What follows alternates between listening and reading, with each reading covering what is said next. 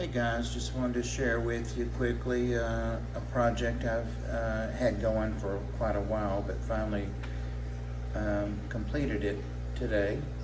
This is a 33 long, and I have positioned it here in the great room behind me, where I sit at the big desk where I do a lot of the streams from. And maybe 10, 12 minutes ago, I moved these guys in here. They're a male and female bonded pair. They've not spawned, but they are male and female. The male's on the right.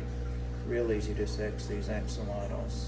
And these are the leucistic guys. They're not albinos. They have black eyes. And my plan was to put these in the 40 breeder with the other 7 I have. But these guys have gotten pretty big.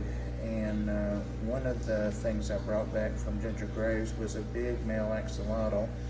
And he's in with my others, as well as 4 that I got in Atlanta when we were there at Southern Aquatics a few months ago. So these guys have been in a 10, and they've outgrown that months and months and months ago. So I'm going to let them have this 33 now. I don't know that they'll stay completely alone in here all the time, but for now it's their tank.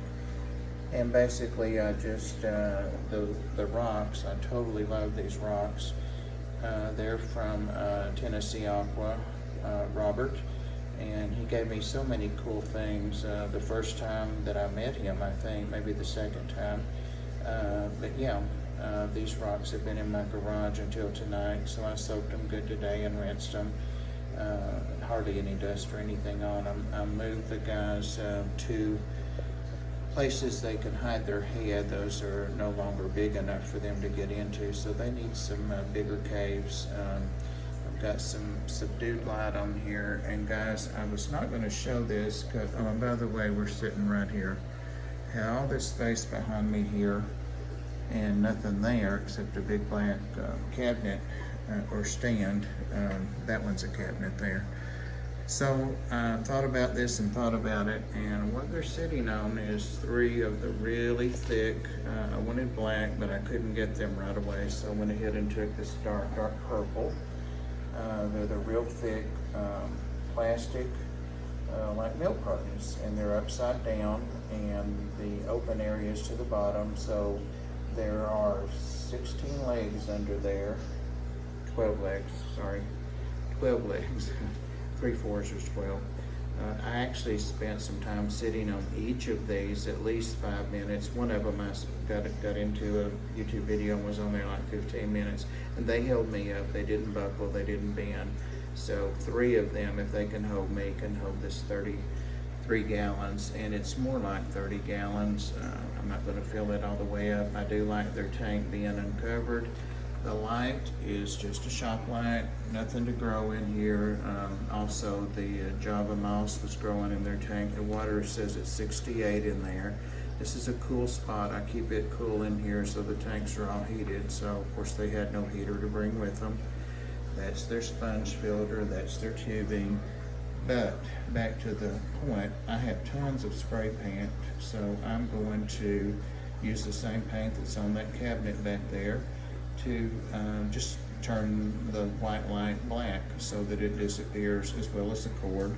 And I'll probably go ahead and spray the tubing too, why not? Or get some black tubing, I may have some, but all of that stuff will disappear, so it'll be pretty cool. And yeah, they definitely see me, especially the male, and this is the time that they usually eat, and I usually come around. So I'm gonna go ahead and give them some jumbo bloodworms. They may react to them and they may not. We'll see. The substrate in here is pretty much single layer. Yep, he's already eating. Got some more in that pipette, but that'll be plenty to get him started. He's already eating, and their gills look great, nice and pink. But I started to say, this is exactly the substrate that they've lived on for the last year and a half. Never had anybody choke to death. If they get a little pebble, they spit it right out. You know, some people say they choke, they've seen it, blah, blah. So if they do, they do. But this is what they grew up on.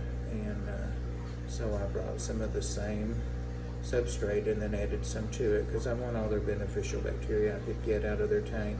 So I have a 10-gallon. It's cycled, but it's got cold water in it.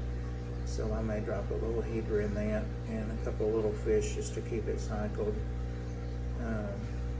But yeah, they've done incredibly well. I kind of hated to move them.